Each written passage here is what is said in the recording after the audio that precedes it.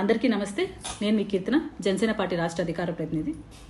మీ అందరికీ తెలుసు, జయకళ్యాణి గారు జనసేన పార్టీ వీర మహిళా విభాగంకి అడ్మిన్గా ఉండి పార్టీ యాక్టివిటీస్ని మహిళల్ని ప్రోత్సహించే విధంగా ట్వీట్స్ వేస్తూ కార్యాచరణ చేసేవారు.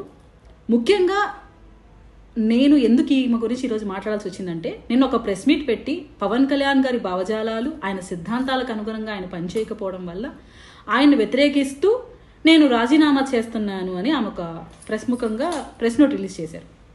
మేడం, నాకు వ్యక్తిగతంగా మీతో అయితే ఎలాంటి ద్వేషాలు లేవు, కానీ ఒక పార్టీ రిప్రజెంటేటివ్గా, ఒక మహిళగా, కాపు బిడ్డగా మీరు కాపు మహిళలకి ఒక మెసేజ్ ఇచ్చారు కాబట్టి మీ ఫాదర్ గారు, మీరు నా సూటి ప్రశ్నలు కొన్ని మీకున్నాయి.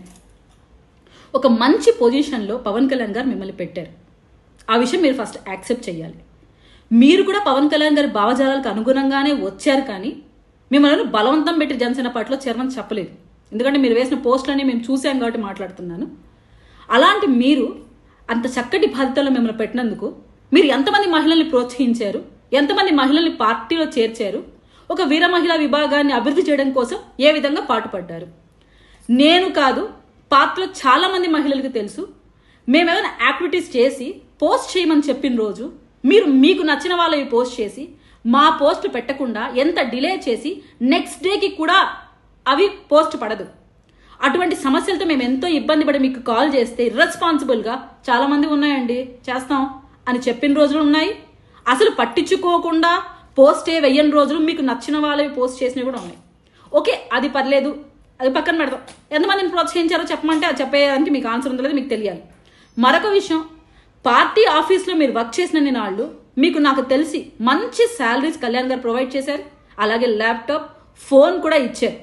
మీ బాధ్యతని మీరు సక్రమంగా నిర్వర్తించకపోగా అక్కడ ఏం మీరు చేశారో మాకు తెలియదు, కానీ పవన్ కళ్యాణ్ గారు కొంతమంది తొలగించిన వాళ్ళలో మీరు కూడా ఉన్నారు. దానికి మీరు ఈరోజు ప్రెస్ మీట్ పెట్టి ఆన్సర్ చెప్పుకోనుంటే నిజంగా మీకు గర్వంగా ఉండు, మాకు కూడా గౌరవంగా మిమ్మల్ని మాట్లాడిండు. అలా కాకుండా వ్యక్తిగత విమర్శలకు పాల్పడుతూ మీకేదో పార్టీలో పెద్ద పదవి ఏమైనా ఇస్తారో, లేకుంటే మీకు అక్కడేమో ప్రియారిటీ ఇస్తామని చెప్పారో మాకు తెలియదు, కానీ సడన్గా ఎలక్షన్ ముందు బయటకు వచ్చి పవన్ కళ్యాణ్ గారిని టార్గెట్ చేసి మాట్లాడితే నేను సెలబ్రిటీ అయిపోతాను అన్న ఇంటెన్షన్తో ప్రతోడు వేసే స్ట్రాటజీనే మీరు వేసి పవన్ కళ్యాణ్ గారి విషయం చల్లడం మొదలుపెట్టారు. మీ విషయం వల్లనో, మీ పబ్లిసిటీ కోసం మీరు చేసే ప్రయత్నాల వల్లనో పార్టీకో, పవన్ కళ్యాణ్ గారికో, మాకో ఎటువంటి ఇబ్బంది లేదు. ఎందుకంటే ప్రతి ఒక్కరూ మరుగుతూనే ఉంటారు కళ్యాణ్ గారి మీద సెలబ్రిటీ హోదా పొందడం కోసం. అలాగే మీరు కూడా మరుగుతున్నారు అనుకుని పక్కన పెట్టేస్తాం. కానీ ఒక డైలాగ్ చెప్తున్నారు, మహిళలు, యువత జాగ్రత్త పడండి, మీరు ఏదైతే మాట్లాడుతున్నారో దానికి మీరు అనర్హులు అనే విషయం మీరు గుర్తుపెట్టుకోండి. జనసేన పార్టీ సిద్ధాంతాల కోసం పనిచేసిన వ్యక్తులు ఎవరైనా పవన్ కళ్యాణ్ గారి అడుగుజాడల్లో నడుస్తారు తప్ప వ్యక్తిగత స్వార్థం కోసం, మీ పర్సనల్గా లాభాలు పొందడం కోసం, పార్టీని వాదుకొని ఎదగడం కోసం మీలా ఉండే వాళ్లే పవన్ కళ్యాణ్ గారిని వ్యతిరేకిస్తారు.